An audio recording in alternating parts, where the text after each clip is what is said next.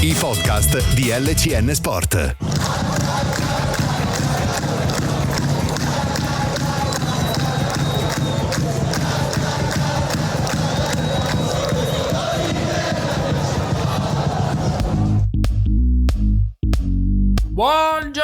Buongiorno amici di Diario 1912, la Calciolecco Day by Day. Oggi è domenica 18 gennaio 2025.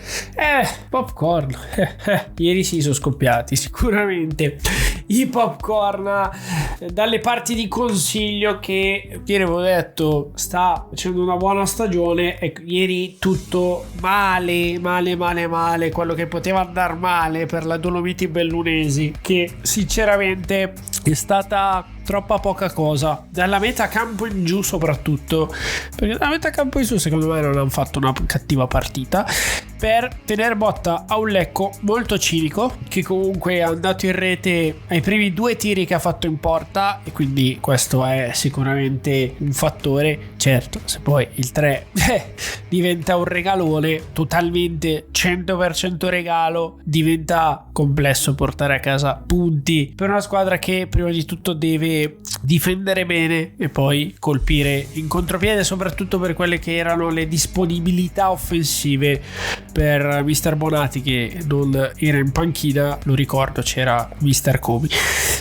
Stiamo su di noi perché è stato un Lecco sicuramente efficace, bello, non come altre volte, non mi sto lamentando, disclaimer, ma il Lecco a mio parere ha giocato delle partite migliori dal punto di vista dell'interpretazione. Una su tutte, parlando di trasferte recenti, quella di Lumezzane. Lì giocò secondo me proprio bene dal punto di vista tecnico-tattico, ma non la buttò in porta. Invece in questa circostanza, al di là della situazione di Murray, è stato proprio cinico, ha attaccato tante volte in verticale, è arrivato tante volte in area, e quando ha calciato ha segnato, ha calciato per far gol essenzialmente, e ha strameritato la vittoria, ha strameritato di passare un pomeriggio festoso, molto festoso, e ha anche strameritato di soffrire essenzialmente alla fine, perché gli ultimi, non dico 25 perché abbiamo preso gol al 27esimo, più metteteci il recupero e via dicendo, però un quarto d'ora di sofferenza c'è stato prima e dopo il rigore,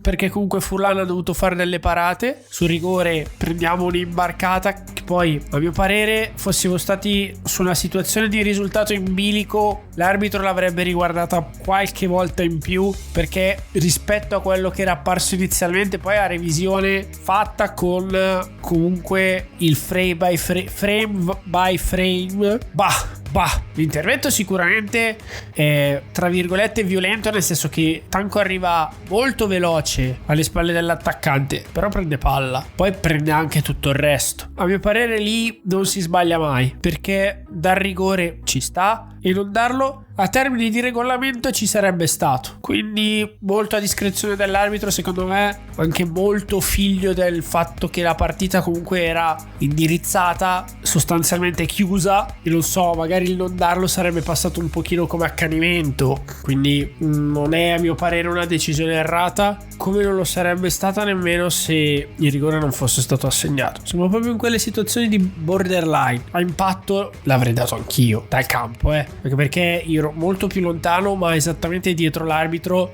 e da quella prospettiva lì dai rigore tutta la vita, senza il benché minimo dubbio. Poi lo vai a rivedere, ci ripenso. Però quello che stavo dicendo appunto è che il Lecco ha anche sofferto ieri, in realtà nei primi 5 minuti, dove c'è stata comunque una parata di Furlan, nulla di straordinario per quello che ha fatto nel secondo tempo. Se andate a vedere anche la parata a terra sulla sinistra, è una gran parata, sì, bel 7,5 per Jacopo Furlan, che anche ieri, quando è stato chiamato in causa, ha tirato fuori gli effetti speciali. Sul rigore gli hanno dovuto tirare in porta 4 volte per fargli gol.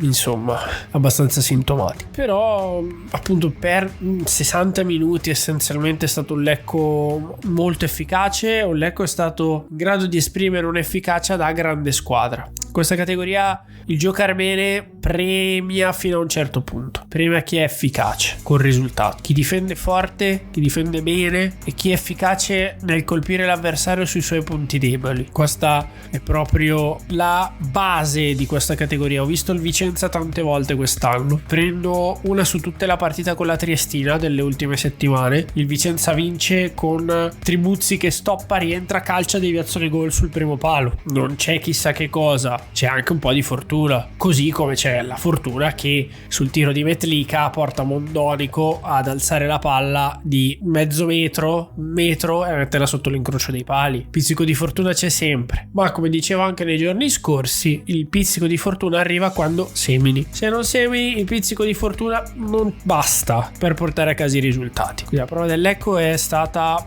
sicuramente molto buona, al di là del risultato, perché comunque quante volte abbiamo detto non calciamo dal limite dell'area, questa volta abbiamo calciato 2 volte, abbiamo fatto 2 gol. Sul terzo ha fatto tutto. Burrai sarebbe sbagliato e ingeneroso nei confronti di Rizzo, che ha fatto un contropiede solitario molto bello e comunque era andato a cercare Metlica sul secondo palo, non era un cross così buttato là. Metlica c'era in quella zona, che è stato anticipato male dal difensore, dal centrocampista, perché al difensore in quella fase era difensore, ma è arrivato molto poco lucido lì. Ma se andiamo a vedere la costruzione del quarto gol, è una roba bellissima. Comunque Lecco porta palla a destra, la sposta a sinistra, Rizzo va a chiudere di fatto una sorta di triangolo con Krita, va a chiudere mettendola sul secondo palo. Quella è bellissima perché è proprio costruita e Lecco gioca coi tempi giusti, fa tutto bene, quindi è anche una squadra che sa giocare, che sa cosa fare essenzialmente con la palla tra i piedi. E in quella situazione in realtà la Dolomiti non difende uomo su uomo, perché la marcatura di Rizzo viene persa in maniera troppo semplice, però è una squadra schierata che fa opposizione, quindi non è che vedi tante squadre costruire così in questa categoria. In realtà bene, molto bene, torniamo a vincere in trasferta, torniamo ad andare secondi, dopo un bel po' viviamo una partita con più di un gol all'attivo e non capitava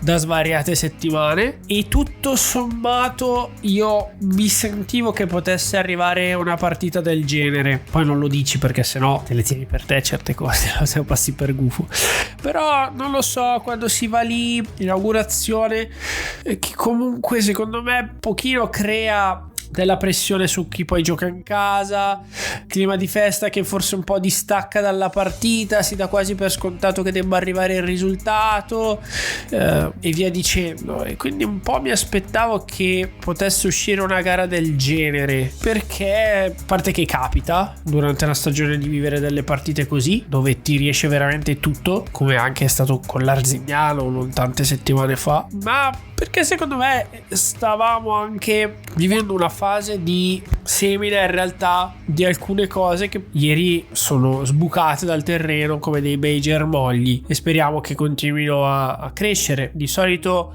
all'interno di un girone di ritorno si vede sbocciare chi ha seminato bene durante i mesi precedenti. Secondo me noi abbiamo seminato tanto e bene durante i mesi antecedenti a questo, quindi io mi aspetto, l'ho già detto, l'ho anche chiesto al mister mesi fa, una crescita sostanziale nel corso del girone di ritorno. Spero che questa partita, questa larga vittoria contro la Dolomiti Bellunesi, possa averci dato una bella spinta, una bella accelerata verso questo tipo di processo. Voglio fare una nota rispetto poi alla struttura che per primi abbiamo visitato da ospiti. Noi non abbiamo avuto alcun tipo di problema dal punto di vista logistico, che è proprio zero, quindi non faccio nessun tipo di appunto su questa cosa. Poi sì, c'è stato più di un problema per i tifosi, qualcuno è stato sballottato qua e là. Dal punto di vista organizzativo è difficile arrivare perfetti al giorno zero, quindi è anche comprensibile che sia necessario qualche appuntamento per tararsi. Mi dispiace in realtà un pochino mi pesa anche doverlo dire, perché sembra sempre di dover mettere della polemica, ma lo dico anche nell'ottica poi di miglioramento, perché l'impianto è stato sistemato, si capisce che è un po' una soluzione temporanea in attesa di Belluno, comunque è stato reso funzionale. Mi dispiace che il terreno di gioco però sia in quelle condizioni. A fine primo tempo, se voi eravate allo stadio, e si vedeva sicuramente meglio che in televisione, con uno sguardo insieme, ovviamente intendo, il terreno di gioco era demolito, con pezzi di campo che erano saltati ovunque. Era un fondo molto duro, in realtà estremamente compatto, in alcune parti dissestato, con gli avvallamenti, e secondo me non rende merito anche comunque al lavoro preparatorio che è stato fatto in queste settimane, perché poi in realtà per il resto ho visto la zona hospitality, la tribuna era ordinata, il settore ospiti era ordinato essenzialmente, quindi poi era tutto al proprio posto, ma il campo non era del livello richiesto da il Lecco, che prova a giocare a calcio senza buttare su pallonate, ed è tra le poche di questa categoria, e lo dicono tutti gli altri, quindi non siamo dei fogli a dirlo noi. Ma comunque anche il Caldiero, la Dolomiti Bellunese ha dei giocatori di qualità: Burrai di turno, Clemenza, Mignanelli, giocatori che tecnicamente non solo hanno un loro valore. Secondo me è un po' uno spreco comunque vedere magari uno dalla palla rasoterra 4 metri in verticale, questa piglia una buca e salta sa Dio dove. Che altro era la prima partita. Poi se questo campo non viene rullato, come si dice in gergo, anche con una certa costanza, e quindi le buche non vengono rimosse, tutto, fra 3, 4, 5 partite veramente la palla la dai rasoterra in verticale, questa salta e diventa una palla alta e diventa impossibile giocare. Quindi il mio è un commento nell'ottica di un miglioramento, che è un peccato aver messo lì comunque un contesto giusto per questa categoria, migliore di tantissimi altri, ma con un fondo, un terreno di gioco non a livello anche dei giocatori che ha in squadra e che potrebbero arrivare da qui alle 20 del 2 febbraio. Tutto qua. Poi il campo c'era per entrambe, però anche Metlika l'ha detto, era un campo che non permetteva di fare determinate cose, quindi ci siamo anche comunque dovuti un po' adattare. E confermo io quello che dice Metlika, perché era visibilmente difficile anche stare in piedi. Questo secondo me dà valore alla prova del Lecco, che comunque si è adattato rapidamente. Ripeto, 5 minuti di adattamento, la parata di Furlan, poi boom, distanze trovate, e sicuramente il gol di Zanellato bellissimo come legge la palla, calcia al volo, la mette là, giocatore che tecnicamente non sto minimamente a discutere. Peccato che poi prima aveva regalato più o meno 3 palloni a loro proprio nella ricerca delle distanze, però poi lì ti dimostra quanto determinate cose non è che si comprino al supermercato. Ci lavori su quello, è chiaro, però madre natura qualcosa in più dà ad alcuni rispetto ad altri. Bene così, il Lecco oggi si allena, poi riposa 2 giorni almeno, e inizia a preparare la sfida di lunedì prossimo contro l'Inter Under 23 tra le mura amiche del Rigamonti Ceppi. Sarà importante anche perché il Lecco è a +8 sul Cittadella, e qui andiamo a commentare i risultati di ieri. 3-3 Cittadella Pergolettese, mai me lo sarei aspettato che la Pergolettese facesse 3 gol al Cittadella. Vantaggio con il lecchese Corti al 44esimo, pareggio di Bunino al 54esimo, al 64esimo la doppietta per il sorpasso, 3-1 di Amatucci all'84esimo. Tra l'altro si è infortunato Vita, e questa è una perdita grossa in termini qualitativi, quantitativi e di leadership per Misteriori. Ferrandino fa 3-2 all'87esimo e dici vabbè, quando mai? E col cavolo, gol di Luca Milesi, debuttante, tanto Milesi che è arrivato 2 giorni prima ed è stato messo titolare alla destra di Lambrughi in difesa. 3-3 sull'ultima palla del match, che regala un punto straordinariamente importante per la risposta che può dare in termini emotivi al Pergo di Tacchinardi. Parker non c'era, lo sapevamo già, ormai è la febbre da 10-14 giorni. Io dico solo che Sipos va in diffida e ieri è uscito un po' claudicante. Secondo me questa settimana bisognerebbe chiudere la questione per evitare brutte sorprese. Il Trento pareggia con il Novara, per noi anche qui essenzialmente perfetto, però ormai si è spaccata la classifica là in alto. Vedremo l'Inter, però con il pareggio del Cittadella abbiamo un +8, si è spaccata. Gli mettiamo altri punti anche rispetto al Trento, che per me è una delusione di questo campionato perché va a corrente alternata. Aucelli gol al 39esimo, espulso Sangaglia al 69esimo, e vedremo, perché se dovesse prendere 2 giornate di squalifica non lo avrà il Trento il 31, quando il Lecco salirà per una sfida molto importante. Sbaglia il rigore Lanini al 72esimo, segna però Alberti sulla respinta e quindi alla fine il Novara porta a casa un punticino dal Briamasco che proprio male non gli fa. Bella vittoria del Lumezzane sull'Alcione Milano 1-0, firmato da Manuel Iori, gol al minuto numero 23. In campo anche Caccavo per il Lumezzane, che però potrebbe finire alla Juventus Next Gen, vedremo. Sarebbe una perdita pesantissima per loro, non solo per i gol ma anche per tutto quello che fa a livello di gioco. L'Ospitaletto batte la Triestina in casa 1-0, gol di Messaggi al 28esimo, sconfitta pesantissima per la Triestina, che quindi rimane fissa a -2, fa un'altra sconfitta e diventa, secondo me, irrecuperabile ormai la situazione. Vedremo cosa diranno i tribunali. Io che il collegio di garanzia del CONI possa andare a togliere dei punti decisivi in termini di classifica, quindi ad annullare almeno 13, la vedo dura, però siamo qui, la commenteremo. Pro Patria tracolla totalmente 0-4, gol di Renda per la Giana al 22esimo, poi la ripresa è però una tragedia. Tra l'altro entra anche Galeandro per Gabbiani, quindi cambio punta su punta al termine della prima frazione, all'inizio della seconda.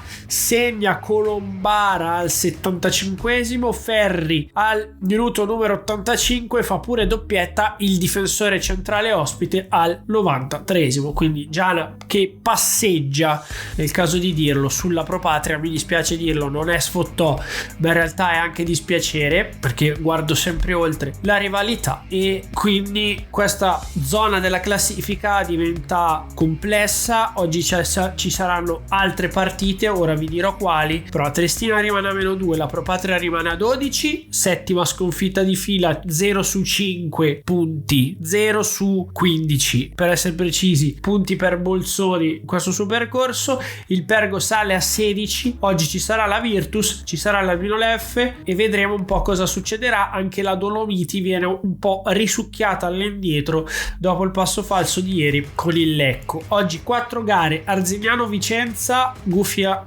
all'azione alle 14:30, stessa ora per Provercelli Brescia, Union Brescia, 17:30 Inter Under 23 Virtus Verona e Renate Albino Leffe. Ci sentiamo domani, buona domenica splendente di blu celeste a tutti e forza Lecco sempre.